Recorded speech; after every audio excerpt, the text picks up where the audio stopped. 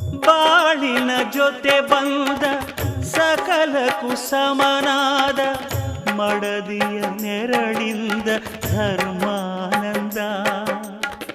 ಹೃದಯದ ನೋವನ್ನು ಪ್ರೀತಿಯ ಸುಧೆ ಮಾಡಿ ನಾಲ್ವರ ನಗಿಸುವುದೇ ಮನುಜಾನಂದ.